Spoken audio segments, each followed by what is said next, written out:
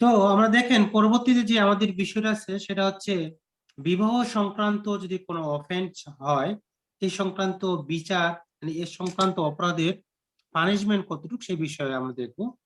তো বিবাহ সংক্রান্ত যে চ্যাপ্টার, সেই চ্যাপ্টার হচ্ছে 20তম চ্যাপ্টার। এখানে কয়েকটা ধারা আছে, এই ধারার মধ্যে ইম্পর্টেন্ট ধারা হচ্ছে আপনার 497টা বেশি ইম্পর্টেন্ট, এই ধারাটা বেশি আসে। তো আমরা সব ধারাগুলোই মনে পড়বো এখানে। তবে এখানে দেখেন যে আমরা পানিশমেন্ট গুলো সহজভাবে মনে রাখতে পারবো। যে এখানে ধারা আছে মোট 6টা। 493 যে ধারাটা, এই ধারাটার পানিশমেন্ট হচ্ছে 10 বছর। 494, সরি ভুল বলছি, 493 ধারার পানিশমেন্ট হচ্ছে 7 বছর। 10 বছর না, উল্টাউল্টি হয়ে গেছে, উল্টাউল্টি হয়ে গেছে, ঠিক আছে, আগেটাই ঠিক ছিল মনে হয়। আগেরটা ঠিক ছিল। ওকে, 493 হচ্ছে আপনার পানিশমেন্ট হচ্ছে 10 বছর এবং অর্থদণ্ড। আর 494 হচ্ছে 7 বছর এবং অর্থদণ্ড। আবার 95 হচ্ছে 10 বছর এবং অর্থদণ্ড। 96 হচ্ছে 7 বছর এবং অর্থদণ্ড। 97 হচ্ছে 5 বছর অথবা অর্থদণ্ড। আর 98 হচ্ছে 498 হচ্ছে 2 বছর অথবা অর্থদণ্ড। তাহলে দেখেন মনে রাখবেন কিভাবে 10, 7, 10, 7, তারপরে আবার 5, 2, 7, তাই না? এইভাবে মনে রাখবেন 10 দিয়ে শুরু। 493 ধারাটা হচ্ছে কি বিষয়ে? 493 ধারাটা আমরা মনে রাখবো ভাবে যে লিভ টুগেদার। লিভ টুগেদার অর্থাৎ স্বামী স্ত্রী না, কিন্তু তারা একত্রে বসবাস করে। এরকম যদি করে, এখানে অনেক ঘটনা আছে, আমরা তো ঘটনা যাব না, যে স্বামী স্ত্রী না হয়েও একত্রে বসবাস করে, তাহলে এক্ষেত্রে পানিশমেন্টটা হবে 10 বছর এবং অর্থদণ্ড। টুগেদারলি বসবাস করলে স্বামী স্ত্রী না হয়েও 93-তে বলছে হলো পুরুষ দ্বারা, এখানে পুরুষ দ্বারা। প্রতারণার কথা বলছে। গেট টুগেদার বলতে যেখানে দুইজনের সম্মতি আছে। এখানে মেয়েটা ফেক করতেছে যে তাকে সে বিয়ে করছে, কিন্তু সে ফ্রডুলেন্টলি ভাবে তার সাথে বিবাহ ছলনা করে তার সাথে সহবাস করছে, সেই ক্ষেত্রে অপরাধ। হ্যাঁ, এখানে অনেক কিছু 493 বিষয় আছে, আমি আগে বলছি যে অনেক কিছু বিষয় আছে। তো আমরা জাস্ট মনে রাখবো যে সহজভাবে মনে রাখার জন্য, এখন অনেক কিছু বলতে গেলে তো আমাদের মনে থাকবে না, তাই না? এই জন্য আমি সহজে বলতে চাচ্ছি যে যদি লিভ টুগেদার করে মনে রাখবে, এখানে অনেক বিষয় আছে। তো আমরা মনে রাখবো যে লিভ টুগেদার করে থাকে, সেক্ষেত্রে আপনার পানিশমেন্টটা সাধারণভাবে বলছি, কিন্তু এখানে ডিটেলস তো অনেক কিছু আছে। তো ইমরান যেটা বলছে সেটা ঠিক আছে, একবার ডিটেলস কথা বলছে যে এখানে কিন্তু বেসিক্যালি, তাহলে ডিটেলস একটু পড়ি। একটা মহিলাকে সে কি করা হয়েছে, মানে প্রলোভিত করা হয়েছে, বিশ্বাস করানো হয়েছে, বিলিভ করানো হয়েছে যে তারা লফুলি বিবাহ করছে এবং তারা একত্রে বসবাস করে। দেখেন, কোহাবিট মানে একত্রে বসবাস করে, অথবা সেক্সুয়াল ইন্টারকোর্স তাদের মধ্যে হয়েছে, তখন সেক্ষেত্রে পানিশমেন্টটা হবে আপনার 10 বছর এবং অর্থদণ্ড। তার অত কিছু পড়বো না, অত বেশি ইম্পর্টেন্ট নয় ধারাটা, জাস্ট মনে না করে রাখবো লিভ টুগেদার হলে 493 পানিশমেন্ট হচ্ছে 10 বছর এবং অর্থদণ্ড। এটুকুই মনে রাখি। এরপরে দেখেন বহু বিবাহের কথা বলা আছে, যে বিবাহ যদি থাকা অবস্থায়, জীবন দশায় বিবাহ থাকা অবস্থায় কোনো স্ত্রী বা কোনো হাজবেন্ড যদি আরো বিবাহ করে, তাহলে পানিশমেন্ট হচ্ছে 7 বছর এবং অর্থদণ্ড। এক্ষেত্রে মুসলমানদের ক্ষেত্রে একটু ব্যতিক্রম আছে, মুসলমানদের ক্ষেত্রে ব্যতিক্রম আছে, যেহেতু আমাদের ধর্মে 4টা পর্যন্ত বিবাহের অনুমতি আছে, সেক্ষেত্রে ব্যতিক্রম।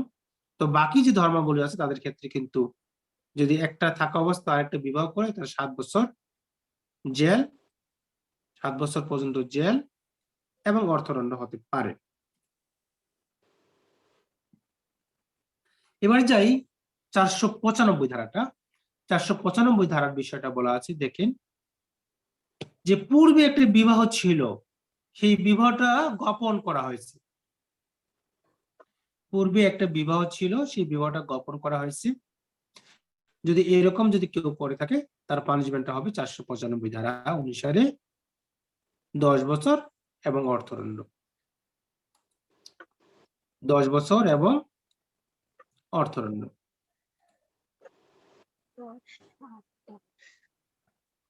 96-তে যাই। 96 যদি লোক দেখানো যদি কেউ বিবাহ অনুষ্ঠান করে, লোক দেখানো বিবাহ অনুষ্ঠান, সেক্ষেত্রে পানিশমেন্ট হচ্ছে 7 বছর এবং অর্থদণ্ড।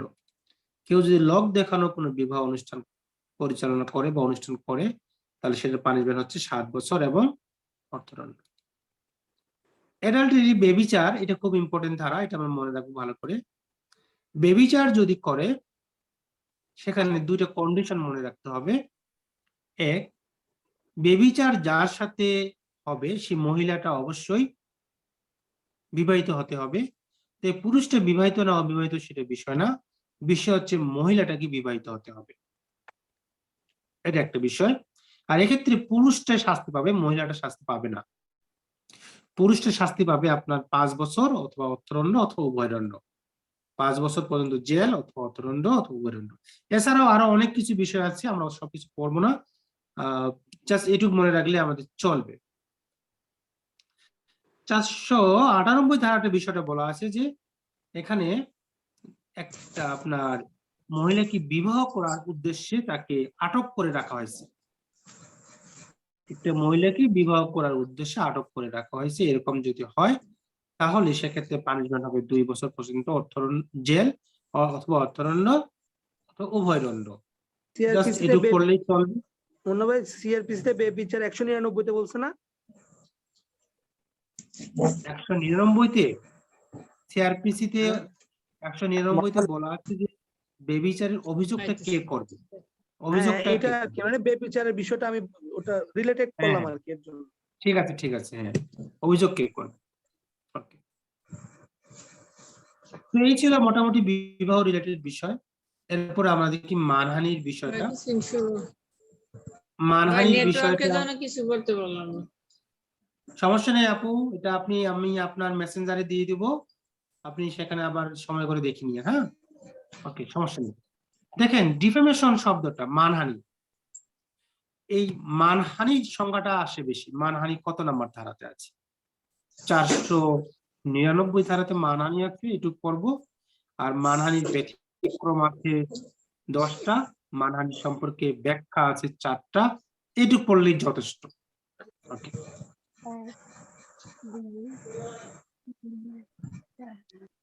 মানহানির সাধারণ পানিশমেন্টটা হচ্ছে 500 নাম্বার ধারায় বলা আছে। মানহানির পানিশমেন্ট হচ্ছে 2 বছর পর্যন্ত জেল অথবা অর্থদণ্ড অথবা উভয় দণ্ডে দণ্ডিত হতে পারে। এটা একটা বিষয়, 500 নম্বর ধারাটা, এটাও আসে মানহানির পানিশমেন্ট কথায় আছে। বাকি যে দুটো ধারা আছে, এই দুটো ধারা সাধারণত আসে না। তো আপনারা পড়তে পারেন, পানিশমেন্ট একই রকম। 501-এও যা পানিশমেন্ট, প্রিন্টিং এর মাধ্যমে যে কারো মানহানি করা হয়, আর যে সেটা যদি বিক্রি করা হয় সেই বিষয়টা, সেটা 502-এ। তো 501 এবং 502 একই রকম পানিশমেন্ট, 500, 501, 502 একই রকম পানিশমেন্ট, 2 বছর অথবা অর্থদণ্ড অথবা উভয়দণ্ড। 501-এরও একই অবস্থা, 502-এরও একই অবস্থা, 2 বছর অথবা অর্থদণ্ড অথবা উভয়দণ্ড। জাস্ট এটুকু পর্যন্ত আমরা পড়বো। এরপরে যে বিষয়টা আছে সেটা হচ্ছে,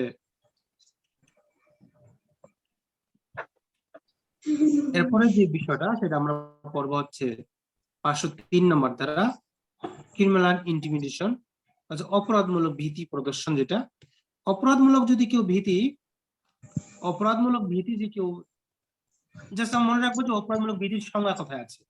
অপরাধমূলক ভীতির সংজ্ঞা দেওয়া আছে 503-এ, আর এর পানিশমেন্টটা দেওয়া আছে 506-এ। এর পানিশমেন্টটা দেওয়া আছে 506-এ। পানিশমেন্ট হচ্ছে আপনার 2 বছর পর্যন্ত জেল অথবা অর্থদণ্ড অথবা উভয়দণ্ড। 2 বছর পর্যন্ত জেল অথবা অর্থদণ্ড অথবা উভয়দণ্ড। এই পর্যন্ত আমরা পড়বো 506 নম্বর। এরপরে যে বিষয়টা আমরা দেখবো, এখানে বেশ কিছু ধারা আছে, এই ধারাগুলো দেখবো। সেটা হচ্ছে 507 নম্বর, আপনার যেটাকে আমরা বলি বেনামি চিঠি, বেনামি কমিউনিকেশন করা হয়, 507 নম্বর ধারা। এই 507-এর যে বিষয়টা দেখেন, এখানে যে বিষয়টা ঠিক একই রকম, এখানেও 2 বছর পানিশমেন্ট অথবা অর্থদণ্ড অথবা উভয়দণ্ড। এরপরে আমরা আরেকটা ধারা পড়বো, সেটা হচ্ছে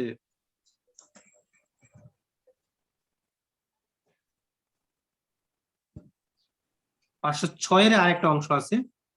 506 দুইটা পানিশমেন্টের কথা বলা আছে। দেখেন, প্রথম পানিশমেন্ট আমি বললামই যে আপনার 2 বছর পর্যন্ত কারাদণ্ড অথবা অর্থদণ্ড অথবা বয়দণ্ড। এখানে আরেকটা পানিশমেন্ট দেওয়া আছে 6, যদি সেক্ষেত্রে আপনার অপরাধটার নেচারটা যদি ভিন্ন ধরনের হয়, যদি অপরাধের নেচার গুলো হয়, যে অপরাধের আপনি ভয় দেখাতে চাচ্ছেন সেটা যদি ডেড হয়, লাইফ ইমপ্রিজনমেন্ট হয়, বা 7 বছরের বেশি ইমপ্রিজনমেন্ট হয়, অথবা যদি আপনি কোনো সতী মহিলার আহ যেটাকে আমরা বলতে চাই যে সতীত্ব সম্পর্কে যদি কোনো কিছু ভয়ভীতি দেখান, এইগুলো যদি দেখায়, তাহলে তার পানিশমেন্টটা হয়ে যাবে 7 বছর পর্যন্ত। 7 বছর পর্যন্ত আপনার জেল অথবা অর্থদণ্ড অথবা উভয়দণ্ড হতে পারে, একই ধারায় বলা আছে। আর একটা ধারা পড়বো 509 নাম্বার ধারাটা।